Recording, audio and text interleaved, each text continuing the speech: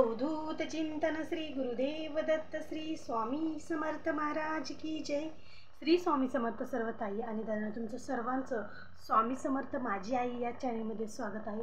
आजचा दिवस स्वामी महाराजांच्या कृपेने तुमचा सुखाचा आणि आनंदाचा जावो हीच स्वामीचरणी प्रार्थना करून आजच्या व्हिडिओला सुरुवात करूया। तर बघा, बऱ्याच वेळेस काय होतं की आपल्याकडं पैसा तर भरपूर प्रमाणात येत असतो, पैसा भरपूर येत असतो। बघा, आपल्याला जॉब असतो किंवा काहीतरी आपलं कोणतं तरी दुकान म्हणा किंवा काहीतरी आपण काम करत असतो, त्यातून आपल्याला बरेचसा पैसा येत असतो, महिन्याला पगार होत असतो। पण बऱ्याच वेळेस असं काहीतरी होतं की आपला आलेला पैसा हा आपल्या हातात राहत नाही आणि पैसा तर भरपूर येतो पण त्याला जाण्याचे रस्ते पण खूप सारे असतात। अशा अडचणी खूप साऱ्या आपल्याला प्रत्येक वेळेसच होत असतात की घरात पैसा भरपूर येतो पण तो पैसा अजिबात टिकत नाही। तर त्याचाच आज आपण छान असा उपाय आज या व्हिडिओमार्फत पाहणार आहोत। तर त्याआधी चॅनेलला जर नवीन असाल तर चॅनेलला आपल्या सबस्क्राईब करा, लाईक करा आणि शेअर करायला अजिबात विसरू नका। तर बघा, आता बऱ्याच जणांच्या बाबतीत कसं होतं की आपल्याला अशी वेळ येते की आपली पगार तर झालेली असते, आपलं घरभाडं म्हणा, किराणा म्हणा, बऱ्याचशा वस्तू आणायच्या असतात किंवा ज्यावेळेस आपल्याला पैसा पुरत नाही त्यावेळेस आपण इतरांकडून उसने पैसे घेतो तर ते द्यायचे असतात। असे बरेचसे प्रश्न, पैसा तर भरपूर येतो पण तरीसुद्धा तो पुरत नाही आणि दुसऱ्यांकडून आपल्याला पैसा उसना घ्यावा लागतो, अशी आपल्यावर वेळ येत असते।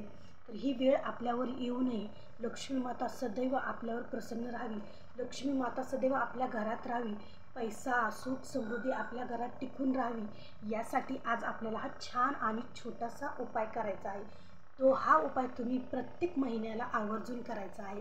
प्रत्येक महिन्याला तुमची ज्यावेळेस पगार होती त्यावेळेस प्रत्येक महिन्यातील 1 तारखेला तुम्ही हा उपाय आवर्जून करा।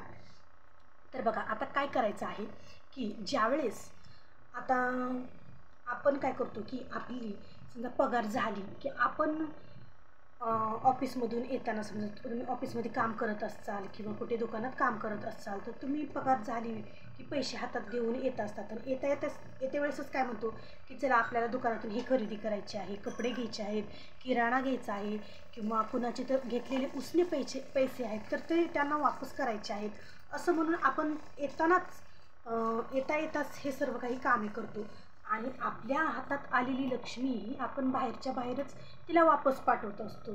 तर ही खूप चुकीचं आहे की आपण आपल्या हातात आलेली लक्ष्मी घरी न आणता दुसऱ्यांच्या हातात देत असतो, तर ही सर्वात मोठी चूक आपल्याकडून घडली जाते। तर तुम्हाला काय करायचं आहे की आपली ती आलेली लक्ष्मी, आपल्यात आलेली आपली पगार आपल्याला घरी आणायची आहे आणि ती आपल्या घरी लक्ष्मी मातेच्या चरणावर किंवा स्वामी महाराजांच्या चरणावर आपल्याला ती पगार, ते पैसे आपल्याला स्वामी महाराजांच्या चरणावर 24 तास तिथेच ठेवून द्यायचे आहेत।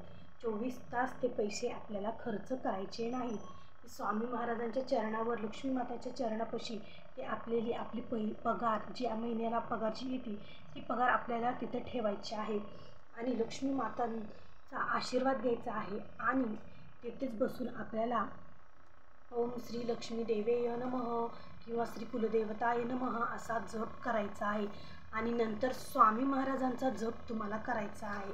आणि नंतर मग दुसऱ्या दिवशी तो जप झाल्यानंतर तुम्हाला काय करायचं आहे की छोटासा गल्ला घ्या किंवा जो छोटासा गल्ला असतो बघा, तो एक गल्ला घ्या आणि देवाच्या नावाने यथाशक्तीनुसार तुम्हाला जसं जमल तसं जेवढी रक्कम तुम्हाला त्या गल्ल्यामध्ये टाकणं शक्य होईल, बघा तुम्ही 11 रुपये टाका, 21 रुपये टाका, 51 रुपये टाका किंवा 100 रुपये टाका, असं जसं तुम्हाला जमतं त्यानुसार तुम्ही त्या गल्ल्यामध्ये प्रत्येक महिन्याला देवाच्या नावाने, जसं तुमचं मोठं मन आहे, तुम्ही 100 टाकू शकता, तुम्ही 500 टाकू शकता, तुम्ही 10 रुपयेसुद्धा टाकू शकता, तुमच्या भक्तीने यथाभक्तीनुसार तुम्हाला जेवढं जमेल तेवढं तुम्हाला प्रत्येक महिन्यातील तुमच्या पहिल्या पगारातून, महिन्याच्या प्रत्येक पगारातून तुम्हाला देवासाठी तो दक्षिणा काढून ठेवायचा आहे, गल्ल्यात टाकायचा आहे देवाच्या नावाने।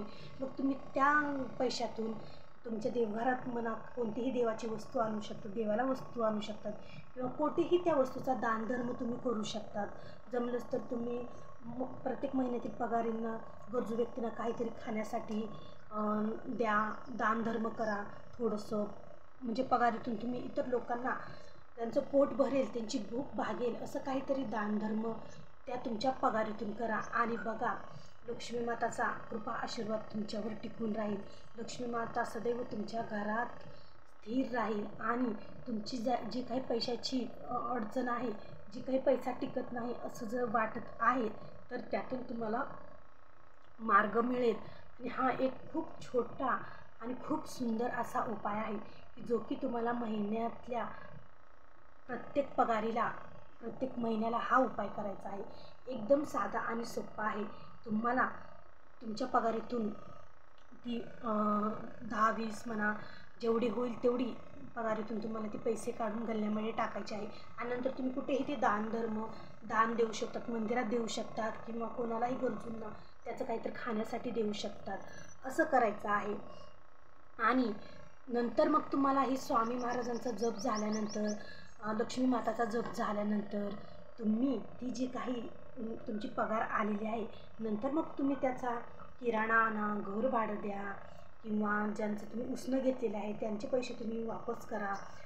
जे काही तुमची कामं आहेत मग नंतर तुम्ही 24 तासानंतर हे काम करा, जेणेकरून तुमची घरात आलेल्या लक्ष्मीचा अनादर होणार नाही, तुमच्या लक्ष्मीचा अपमान होणार नाही आणि लक्ष्मी ही तुमच्या घरात स्थिर राहावी आणि लक्ष्मीचा कृपा आशीर्वाद तुमच्यावर राहावा. जर तुम्ही प्रत्येक महिन्याला जर हा उपाय नक्की केला तर तुम्हाला कधीच पैशाची चणचण भासणार नाही, कधीही तुमच्या घरातून लक्ष्मी माता निघून जाणार नाही, ती एकदम स्थिर राहील. तर आजचा असा उपाय होता. तर तुम्ही आजच्या या 1 तारखेपासूनच, या महिन्यापासूनच हा उपाय तुम्ही नक्की करा आणि याचा रिझल्ट बघा तुम्हाला कसा येतो. तर आजचा व्हिडिओ असा होता. आवडला तर नक्की लाईक, शेअर आणि सबस्क्राईब करा. भेटू पुन्हाच अशा एका नवीन व्हिडिओसोबत. तोपर्यंत श्री स्वामी समर्थ.